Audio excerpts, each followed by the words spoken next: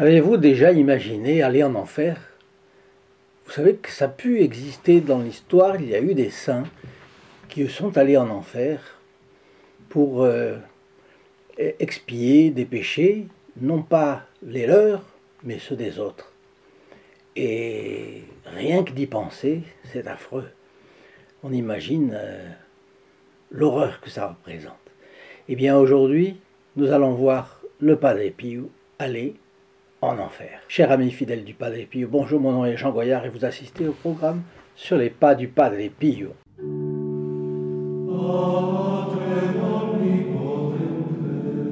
C'est l'extrait du témoignage de Cléonis Morcaldi devant Monseigneur Attilio Negrisolo, prêtre, pas évêque encore, pas évêque en tout cas, mais Monseigneur, fils spirituel du Padre Pio, et il a été dans la région de Padoue. Et voici un commentaire du Padre Pio en introduction qui donne « L'époque est bien triste, ces temps sont misérables.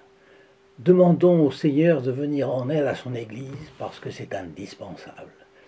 L'Église est attaquée et calomniée. Prions pour tous nos frères d'exil, pour le ministre du Seigneur, pour tout le peuple de Dieu. Prions et offrons nos souffrances. » Si un jour vous trouviez, vous qui m'écoutez, vous trouviez trop lourd le fardeau placé sur vos épaules, peut-être cela vous aidera-t-il. L'Église est attaquée de toutes parts.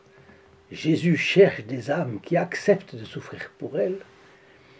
Et si l'on n'est pas égoïste, on comprend que le bon Dieu demande plus, encore plus, parce qu'en cette période où ne restent que des vestiges de notre civilisation, les âmes sont en train de prendre parti pour ou contre Dieu, en ce moment. Et vous savez que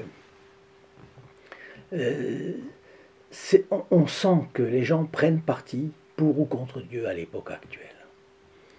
Mais parfois, il y a des conversions spectaculaires.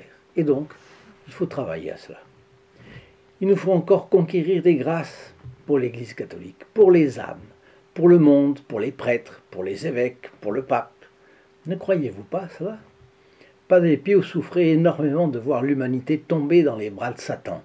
Toute sa vie, il a lutté contre Satan et l'enfer tout entier, au point de dire « Je sens que je reçois la force d'anéantir tout le royaume de Satan. » Impressionnant ce témoignage du Padre Pio.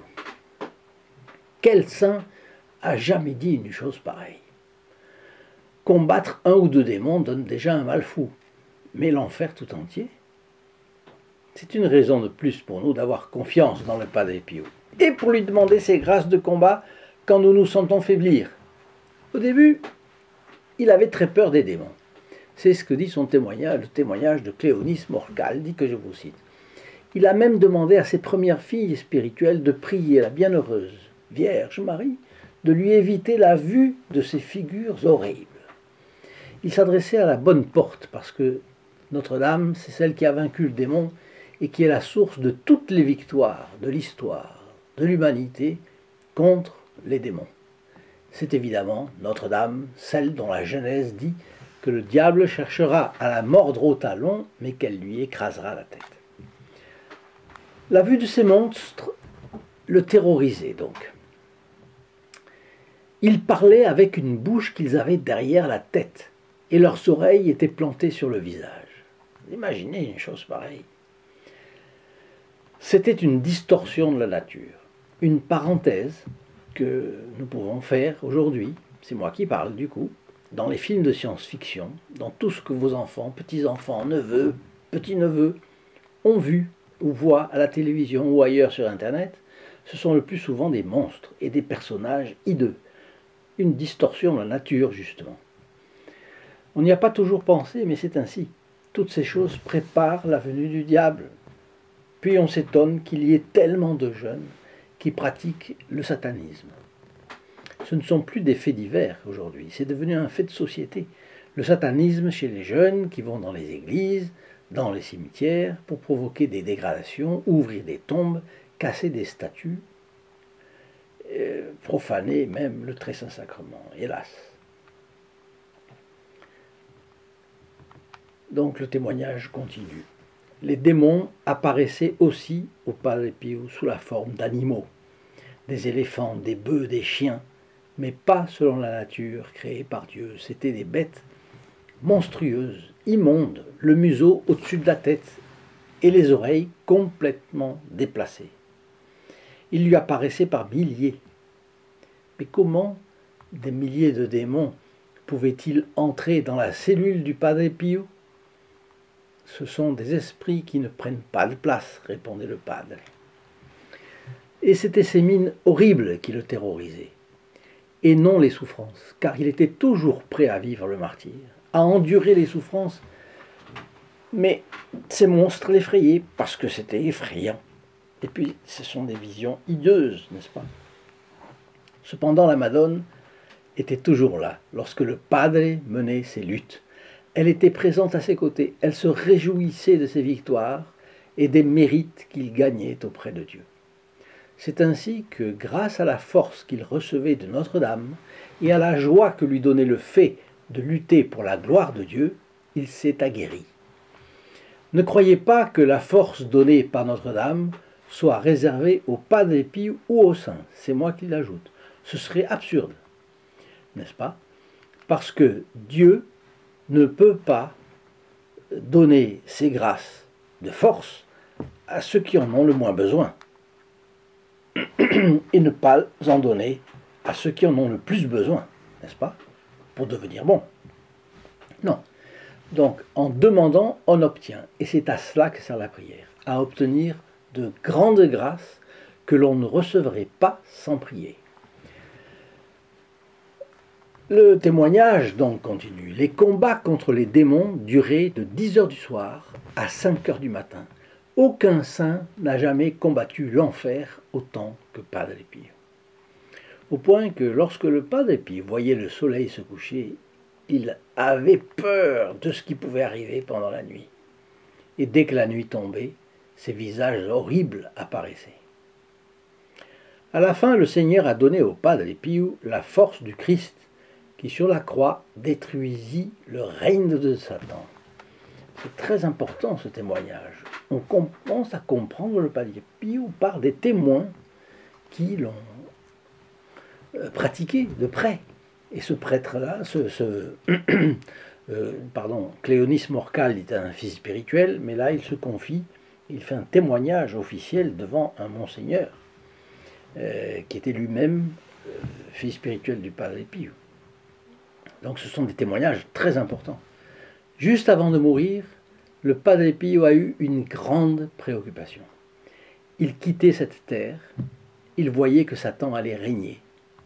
Il voyait Satan régner et se cacher. Et là, ce sont ces deux fils spirituels du Padre Pio qui parlent. C'est pourquoi les prêtres commençaient à l'époque à dire aux femmes, avaient commencé à l'époque à dire aux femmes, mais il n'existe pas. Où est ce diable? C'est vous qui l'avez mis dans votre tête. Padre Pio pourrait bien parler aux prêtres des démons, car il savait les discerner, un par un. Et Padre Pio est allé en enfer, comme il nous l'a raconté. Je suis descendu là en bas, parmi ces misérables de l'enfer, et j'ai souffert plus qu'eux, car eux haïssent Dieu, mais moi je l'aime, et j'ai entendu ces hurlements caverneux contre Dieu. Mais qu'est-ce que le Padre Pio est-il allé faire en enfer? Eh bien voilà l'explication. Obtenir de Dieu de nombreuses conversions de pécheurs qui n'avaient pas la moindre envie de le faire. Il s'est donc offert en victime à Dieu, à notre Seigneur, pour souffrir toutes les peines susceptibles d'être subies sur terre et aussi en enfer, et il a ainsi obtenu le rachat de ses âmes et leur conversion, leur a évité ces peines terribles et éternelles qu'elles avaient méritées. Oui, parce que, vous voyez, saint Thomas d'Aquin en parle, l'offense faite à Dieu a besoin d'une réparation, et d'une réparation importante, puisque l'offensé c'est Dieu, donc il est infini. Comment l'homme va-t-il réparer une offense infinie? Mais on voit que Dieu a autorisé le Padre Pio, lui a permis ou lui a demandé, ça nous ne savons pas, d'aller en enfer. Et il a terriblement souffert, mais grâce au Padre Pio, beaucoup se sont ainsi convertis, justement parce que le Padre Pio a accepté de subir tant de souffrances. Durant de nombreuses années, Padre Pio voulait mourir pour être avec Jésus. Mais à la toute fin de sa vie, il pleurait parce qu'il ne voulait pas partir. Le Padre savait que le Seigneur l'appelait, mais d'un autre côté, il ne voulait pas laisser l'humanité au pouvoir de Satan. Alors, voulons-nous imiter le Padre Pio dans ce beau parcours vers Jésus et le ciel en sauvant des âmes? Évidemment, le ciel ne nous demande pas de souffrir ce que le Padre Pio a souffert. Mais nous pouvons, tout simplement, de chez nous, faire un acte militant. Vous partagez ces vidéos, vous ajoutez vos commentaires, vous mettez votre like. Tout cela, ce sont des choses qui permettent à notre chaîne d'avancer, d'avancer et d'avancer encore. Donc, merci à tous ceux qui le font et une prière à ceux qui ne l'ont pas encore fait pour qu'ils le fassent. Voilà. Ensemble, nous allons conquérir beaucoup de terrain.